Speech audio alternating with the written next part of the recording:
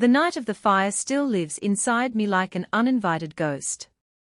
Sometimes, when I close my eyes, I swear I can still hear the crackling of flames tearing through walls, the suffocating hiss of smoke filling every corner, the screams of strangers fading into chaos. It was supposed to be an ordinary evening, yet within minutes, the world I knew was swallowed by fire. The heat was unbearable. It wrapped around me like a predator, searing my lungs with every breath. I tried to run, but the hallways twisted into a maze of glowing orange and black smoke. My throat burned as I coughed, stumbling forward, blind and desperate. Somewhere in the distance, alarms wailed, glass shattered, wood splintered, but all I could hear was the frantic beating of my own heart. I thought, for a moment, that I wouldn't make it out. The fire seemed alive, hungry, reaching for me with its fiery hands. My vision blurred as smoke clawed into my eyes. I pressed a sleeve against my mouth, gasping for air that wasn't there, praying for a miracle I wasn't sure would come. My knees buckled, and I fell against the wall, the blistering heat pressing in closer. And then, she appeared. Through the haze, through the blinding orange storm, a figure broke through. A firefighter, helmet glinting, face streaked with soot.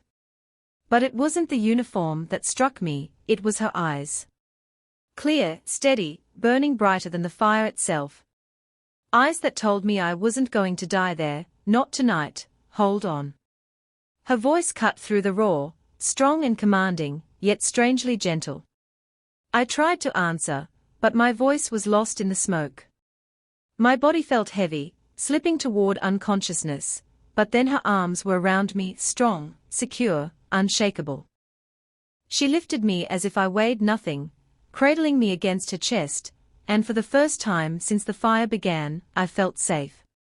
I remember pressing my face into her jacket, smelling smoke and sweat, and something fiercely human.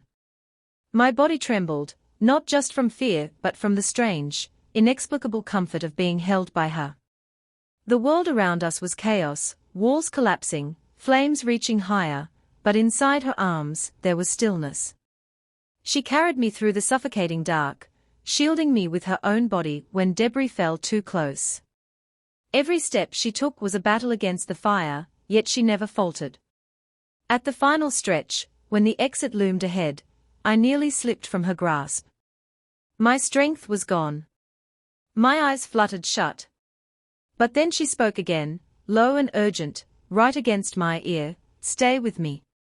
Just a little longer." Those words anchored me.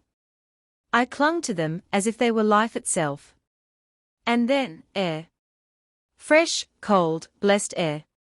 The night sky opened above me as she carried me out of the inferno, the chaos behind us replaced by the rush of sirens and shouting medics.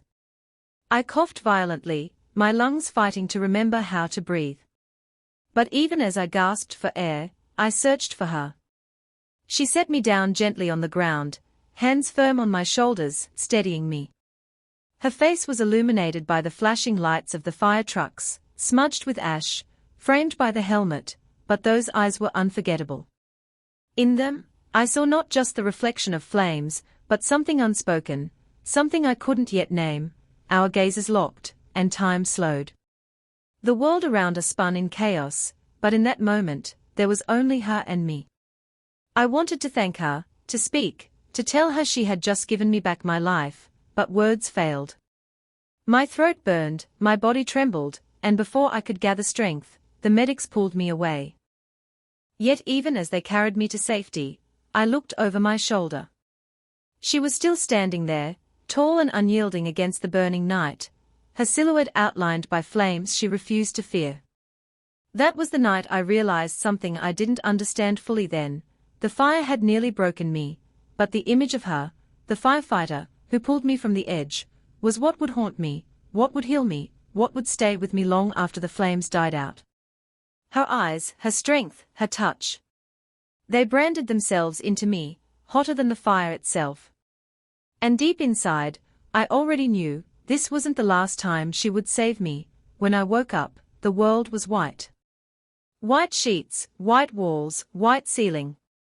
For a moment, I thought I had died and this was some kind of afterlife. But then the sharp smell of antiseptic hit me, and I realized I was in a hospital. My throat ached like sandpaper, my chest burned with every breath, and there was a dull heaviness in my limbs that made even lifting my hand difficult. The fire. It all came rushing back, the smoke, the heat, the sensation of falling into darkness until strong arms pulled me out. Her eyes. Her voice. The memory clung to me harder than the smoke had. Nights were the hardest. Whenever I closed my eyes, I was back inside that burning building. I'd hear the fire roaring, feel the walls closing in, taste the bitter ash filling my lungs. I'd wake up drenched in sweat, clutching the sheets, heart pounding as if the flames had followed me into sleep. It was on one of those nights, as I sat upright in bed, struggling to breathe, that I first saw her again. She appeared in the doorway, helmet gone, but uniform jacket still on, her hair damp from a late shift. She didn't say anything at first, just stepped quietly inside, as if she knew loud noises would shatter me. "You're safe," she said softly, her voice low and steady. "You're here. The fire is gone." My throat tightened, and I couldn't find the words to respond. All I could do was look at her, the very woman who had carried me out of death's grip, standing just a few feet away. She moved closer, pulling a chair to my bedside. Without asking, she placed a small container of food on the table. "Hospital meals are awful," she said with the faintest smile. "I thought you might want something real." For the first time in days, my lips curved upward. It was a fragile smile, but it was there. She stayed that night. She didn't try to force me to talk about the fire, or about the nightmares. Instead, she sat beside me, sometimes speaking, sometimes just silent. At one point, when my hands shook too much to hold the spoon, she reached forward, her fingers brushing against mine as she steadied my grip. Her touch was so gentle, it nearly undid me. I hadn't realized until then how much I craved human contact, how much the fire had stripped away not just my sense of safety, but also my sense of connection. In that hospital room, under the faint hum of machines, she gave it back piece by piece. Days blurred together. She came often, sometimes after her shifts, sometimes before. She'd bring little things, a book, a chocolate bar, even flowers one time.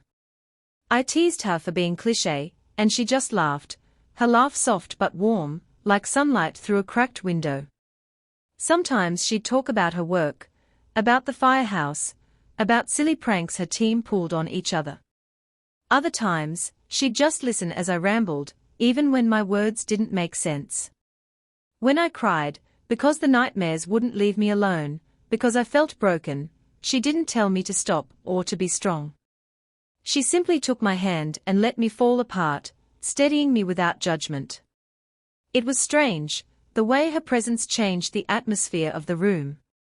When she was there, the nightmares felt less powerful. The walls didn't feel so suffocating. My breaths came easier. And little by little, I began to believe that maybe healing wasn't impossible after all. One evening, after a long silence between us, I whispered, "Why do you keep coming back?" She tilted her head, as though the question surprised her. Then she shrugged lightly, her eyes meeting mine with an intensity one couldn't look away from. "Because you matter. And because I don't want you to go through this alone." The words sank deep into me, deeper than any medicine could reach. For so long, I had felt fragile, like a shadow of myself. But in her eyes, I wasn't just a victim of the fire. I was someone worth showing up for, someone who still had a reason to keep going. That night, when I drifted off to sleep, I didn't dream of flames. Instead, I dreamed of her sitting by my side, her hand warm around mine, her eyes watching me with quiet strength. In the stillness of that hospital room, I realized something unexpected. The fire had left scars inside and out. But with her there, I felt the faint beginnings of something stronger than fear, something brighter than pain. Hope. And though I didn't say it aloud, a part of me already knew, my heart was beginning to heal, not because of time, not because of doctors, but because of her. Recovery wasn't a straight line, it never is. Some days I woke up feeling almost normal, breathing steady, hands steady, convinced I could walk outside and feel whole again. Other days, the mere sound of a fire alarm during hospital drills would send me spiraling, clutching the sheets until I remembered I wasn't trapped anymore. Through it all, she kept showing up. Sometimes she arrived in uniform, smelling faintly of smoke and sweat. Other times in simple jeans and a t-shirt, hair pulled back, face softer without the weight of duty. Each visit blurred the line between patient and rescuer, between stranger and someone I couldn't imagine my days without. When the hospital released me, I thought that would be the end. People like her had entire lives to return to, families, careers, dangers I could never imagine. I was just another face she'd pulled from the fire. But when I stepped outside for the first time, fragile and uncertain, she was there waiting, leaning against her truck like she'd been standing there for hours. "You didn't think I'd let you walk out of here alone, did you?" she teased, handing me a coffee with just the right amount of sugar. I laughed, the sound catching in my throat, awkward and unfamiliar after weeks of silence. But it felt good. It felt real. That was how it began, not with grand gestures, not with declarations, but with small, steady moments. She started dropping by my apartment after shifts, carrying takeout containers, or a bag of groceries she insisted I shouldn't carry myself yet. At first, I resisted, insisting I could manage, but the truth was her presence made the apartment feel less empty. Late at night, when the city outside hushed into silence, we'd sit together on the couch, the glow of a lamp soft against her face.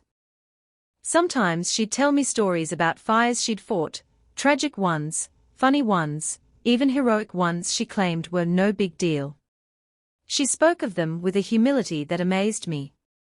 Other times, she'd sit quietly and let me talk about my life before the fire, my job, my family, the little dreams I once had. One night, I confessed something I hadn't told anyone. "I still wake up choking sometimes," I admitted, staring at my hands. "Even when there's no smoke. I think the fire followed me home." Her eyes softened. She reached over, her fingers brushing against mine, the lightest touch. "That's not weakness," she said. "That's survival. Your body remembers what you've been through. But you're here. You're breathing. That means you already won." Her words sank deep, wrapping around the parts of me still raw and shaking. And in that moment, her hand lingering against mine, I realized how much I craved that closeness, not just for comfort, but for something I didn't dare name yet. The tension between us was unspoken but constant. It was in the way her knee brushed against mine when we sat side by side. It was in the way her laughter warmed my chest more than any blanket could. It was in the pauses, those lingering silences where our eyes locked too long, where one of us would glance away quickly, afraid of revealing too much. Once, while we were cooking together in my tiny kitchen, she reached over me to grab a pan. My breath caught as her arm brushed against mine, as her shoulder pressed lightly against my back. The contact was fleeting, but the heat of it lingered, burning brighter than the stove flame. I caught her looking at me sometimes, too, those quick, stolen glances when she thought I wouldn't notice. And when I did, she'd smile, shy in a way I'd never seen her before, as if she wasn't the fearless woman who walked through fire to save me, but someone just as uncertain as I was. There were moments of laughter, too, unexpected, healing laughter. Like the time I tried to thank her by cooking dinner, and burned the rice so badly even the smoke alarm gave up. She doubled over laughing, teasing me about trauma triggering the fire department. I laughed too, so hard I cried, and for once those tears didn't come from fear. But the most dangerous moments were the quiet ones. The ones where she'd sit close, our hands almost touching, our shoulders brushing, the air between us electric with words neither of us dared to say. My heart would race, my lips would part, but the courage never came. I was afraid of misreading her, of ruining the fragile, beautiful thing we were building. Yet, even in my silence, I knew the truth. Her presence burned brighter than any flame I had ever faced. One night, as the city slept and only the hum of the fridge filled the room, she leaned back against the couch, her arms stretched casually along the backrest. I turned to look at her, and she was already looking at me. Our eyes held, longer, deeper, without the usual retreat. I don't know how long we stayed like that, suspended in a silence so thick it felt like a touch. My chest rose and fell too quickly, my lips tingled with words I couldn't form. Finally, she exhaled, a soft, shaky breath. "You have no idea," she whispered, so faint I almost thought I imagined it. But then she smiled, that gentle, heartbreaking smile that told me she meant it all. And in that fragile space between laughter and longing, between silence and confession, I realized something terrifying and beautiful. I wasn't just healing anymore. I was falling. The night it finally happened was soaked in rain. We had been out late, grabbing dinner after one of her shifts. I remember the way the streetlights blurred through the downpour, turning the city into a watercolor painting of gold and gray. She walked beside me, umbrella tilted just enough to shield me more than herself, rain dripping from the edges of her jacket. The streets were quiet, emptied by the storm. Our footsteps splashed through shallow puddles, the air cool and damp against my skin. For once, I wasn't afraid of smoke or fire. I was afraid of something else, something that lived deep in my chest and pulsed harder every time I stole a glance at her. When we reached the front of my building, I hesitated. The rain hammered down, and I should have said goodnight, should have gone inside. But something in me didn't want the night to end. I lingered, holding the umbrella between us, watching the water run in rivers along the street. She must have noticed. "You okay?" she asked, her voice soft, carrying easily even over the rain. I swallowed hard, fingers tightening around the umbrella handle. Sometimes I think about, what if it all happens again? What if I lose everything again? Her expression shifted, the playfulness in her eyes replaced by something raw, something deeper. She stepped closer, close enough that the umbrella no longer mattered.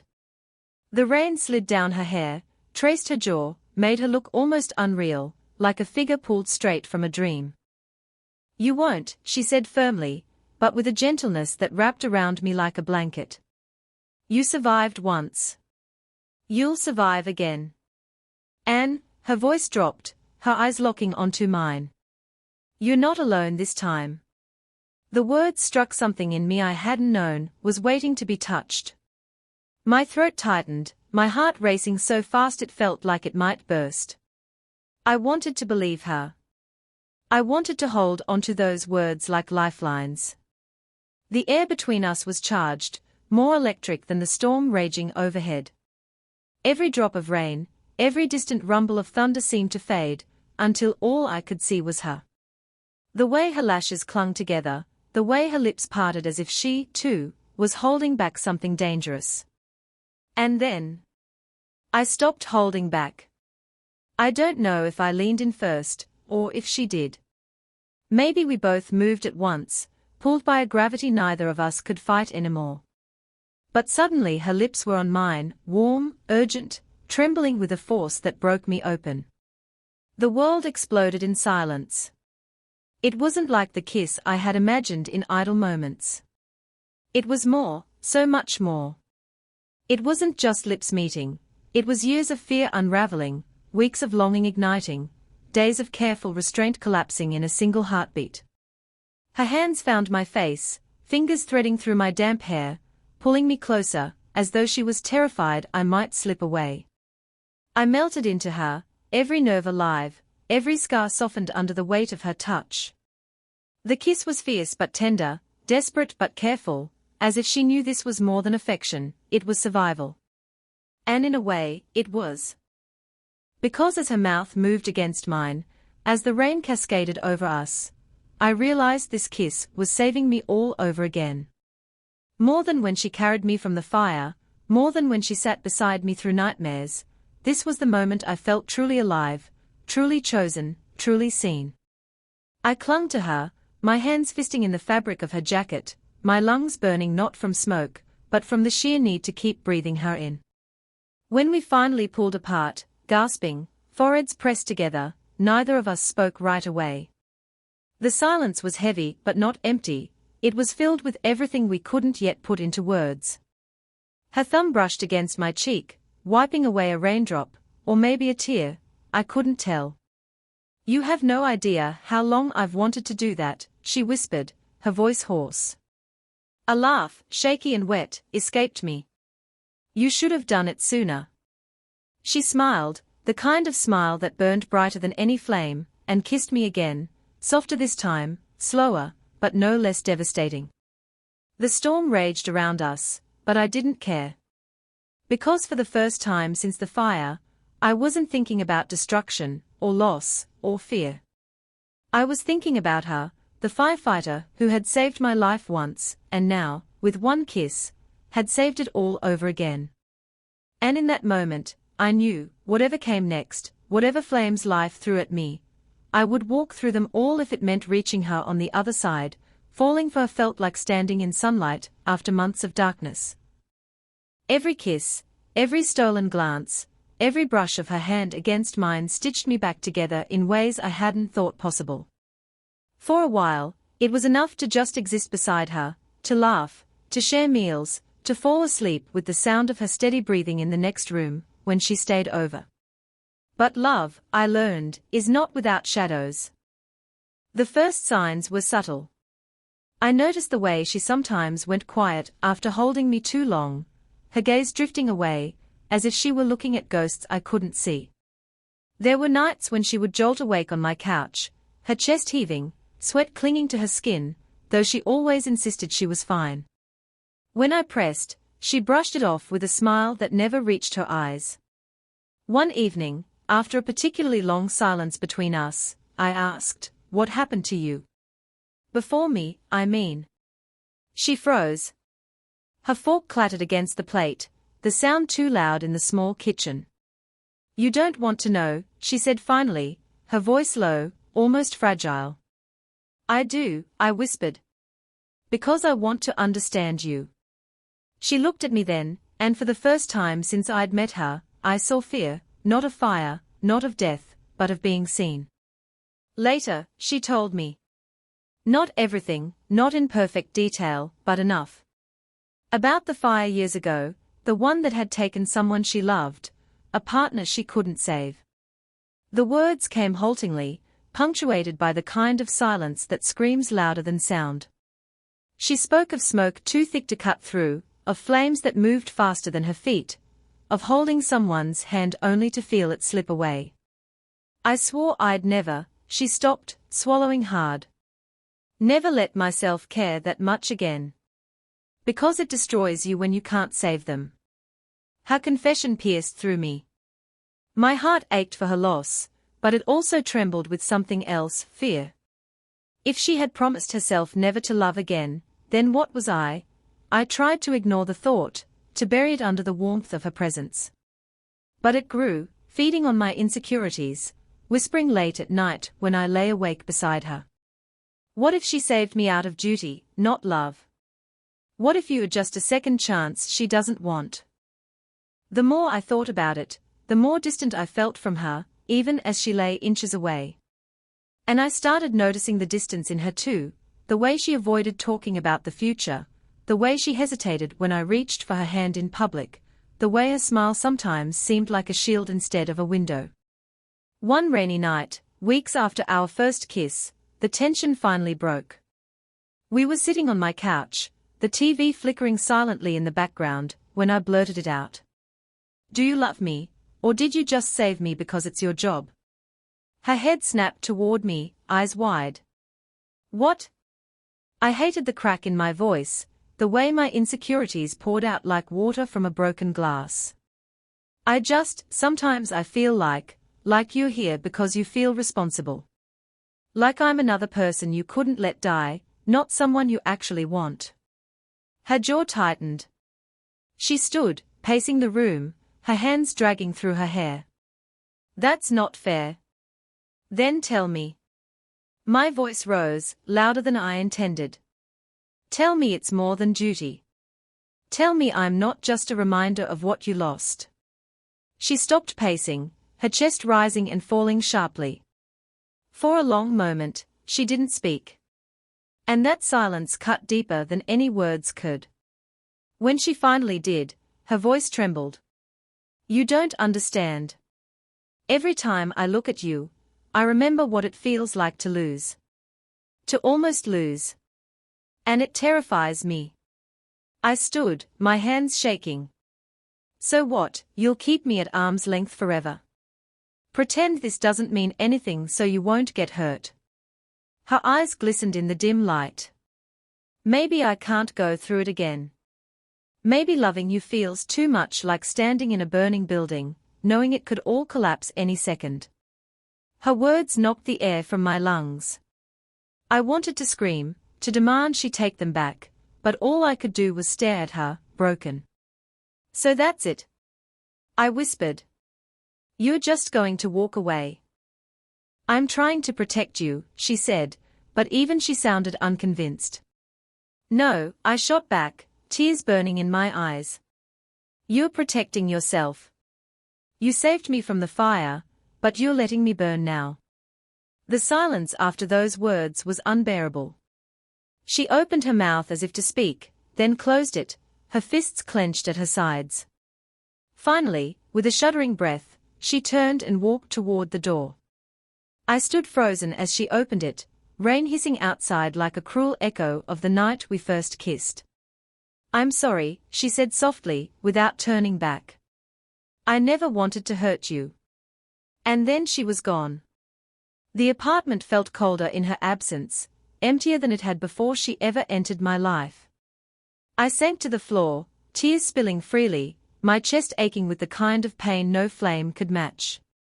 4 days after, the silence stretched. No calls, no visits, no laughter filling my rooms. I tried to convince myself I was angry, that I didn't need her, but the truth was harsher. I missed her more than I had ever missed anyone. Her absence was a wound, raw and unhealing. Every corner of my apartment reminded me of her, the chair she always claimed, the mug she left behind, the faint trace of her scent on my pillow. And though I told myself she had abandoned me, some part of me still held on to hope. Hope that she would return. Hope that this wasn't the end. Hope that love, fragile as it was, hadn't been extinguished completely. But hope is dangerous. It flickers, it teases, it keeps you waiting in the dark. And I was left waiting, my heart caught between anger and longing, unsure which burned hotter. The night it happened again, I thought fate was playing some cruel trick on me. The smell of smoke reached me first, faint at first, then sharp and suffocating. My building was on fire. The moment I heard the crackle and the panicked voices of neighbors, my body froze, paralyzed by memories of the inferno that had nearly taken me once before. I stumbled out of my apartment, coughing, the hallway already clouded with smoke.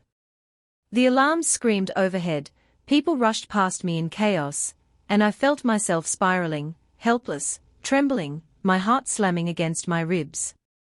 My legs wanted to collapse under me, but all I could think was, not again. Please, not again. And then I heard it. That commanding, steady voice cutting through the chaos. Everyone move. This way, stay low, stay together. It was her. The sight of her in that uniform, helmet shining under the flicker of flames, pulled me back from the brink of collapse. She was here, not as the nameless savior who had once dragged me out of fire, but as the woman I had come to love with every fragile piece of myself. I tried to move toward the stairwell, but the smoke thickened, blinding me. Heat licked up the walls, and the fire roared louder. My knees buckled, fear swallowing me whole. I was seconds from giving up when I felt her arms around me, strong, unshakable, pulling me close. I've got you, she shouted above the chaos, her voice breaking through the storm inside me. For a split second, time slowed. Her mask hid most of her face, but her eyes, those unforgettable eyes, found mine through the haze. They were steady, determined, filled with something more than duty. Something I couldn't mistake this time. She tried to guide me out, but a beam crashed down nearby, flames surging between us and the exit. The path was blocked. She cursed under her breath, holding me tighter, shielding me with her own body as embers rained down. "We'll find another way," she said, her voice both fierce and gentle. Every instinct screamed that we wouldn't make it. The heat was unbearable, smoke clawed at my lungs, and terror wrapped around my chest. But she never faltered. Step by step, she led me deeper into the building, searching for another exit, refusing to let go of my hand. "Why are you doing this?" I choked out between coughs. "Why risk?" Her grip on me tightened. "Because it's you." The words hit me harder than the smoke. In that instant, I knew, this wasn't obligation, wasn't habit, wasn't just her oath as a firefighter. This was her choosing me, again and again, even when it meant walking through flames. We found a window at the far end of the corridor, the glass already cracking from the heat. She smashed it with her axe, shards scattering into the night. The rush of cold air was salvation, but the drop below was steep. Too steep for me to manage on my own. She pulled off her mask and strapped it to my face instead, pressing it down firmly. "Breathe. Don't fight me. Just trust me." "No, what about you?" My voice was muffled by the mask, panic clawing at me. Her eyes softened, even as flames glowed behind her. "I've been breathing smoke for years. Saving you is worth the burn." I shook my head, tears mixing with sweat. "I can't lose you." "You won't," she whispered, before lifting me into her arms like I weighed nothing at all. The world blurred as she climbed onto the window ledge, holding me against her chest. My heart raced, not just from fear, but from the overwhelming truth surging inside me. I loved her. Completely. Irrevocably. And then we leapt. The fall was a blow of wind and terror, but she twisted her body midair, shielding me as we hit the ground. Pain shot through me, but her arms never loosened. Neighbors screamed, sirens wailed, and water sprayed from hoses as other firefighters battled the blaze. She lay over me, chest rising and falling in ragged breaths, her face streaked with soot. I tore the mask from my face, desperate to see her fully. She was coughing, her eyes wet and burning, but alive. Alive. "You're insane," I whispered, clutching her hand with trembling fingers. Her lips curved into a weak, soot-stained smile. "Maybe. But you're worth it." And that was when the truth hit me harder than any flame ever could. The fire hadn't been trying to destroy me, it had brought me to her. Twice now, she had pulled me from the edge, but this time, it wasn't just my life she saved. It was my heart. My faith. My belief that love could be real, unshakable, burning brighter than destruction itself. I leaned down, pressing my forehead against hers, tears streaming freely. "This isn't duty. This is love, isn't it?" She nodded faintly, her voice breaking. "It always was."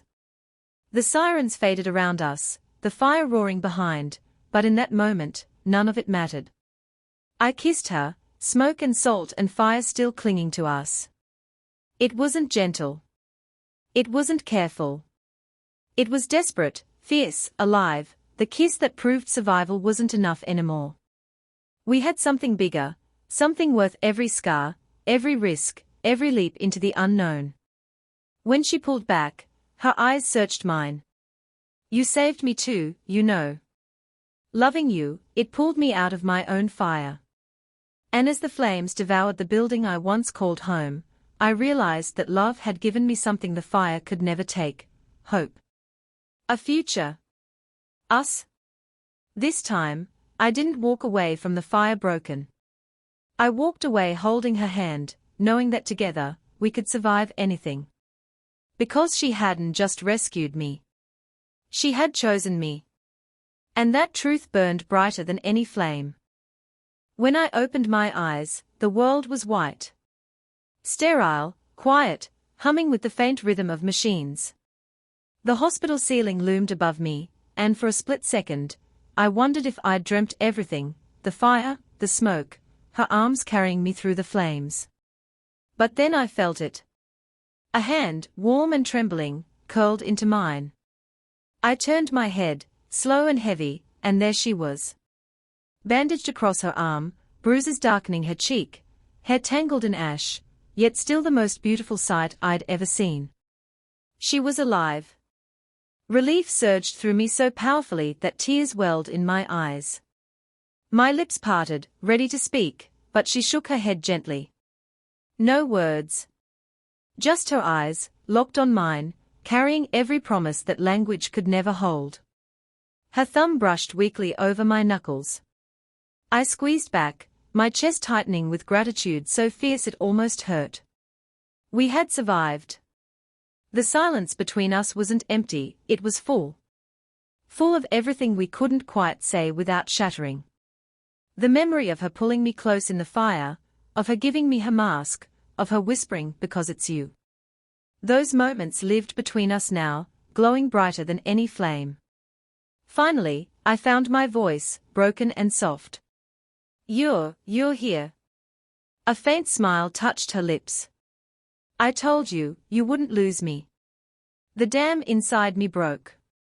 I squeezed her hand harder, holding on as though the world might try to steal her away again. That kiss, my throat caught, heat rising to my cheeks despite the pain. It wasn't just because of the fire, was it?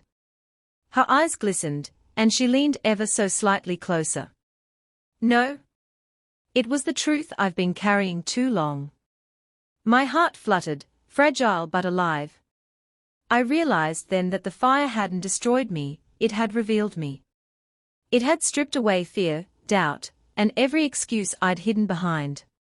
And what remained was something pure, undeniable, love. I whispered, voice trembling with certainty, "Then let it be the first of the rest of our lives." Her breath hitched. A tear slipped down her cheek. She nodded, pressing her forehead to mine, careful and tender despite the bruises covering us both. No flames, no smoke, no chaos.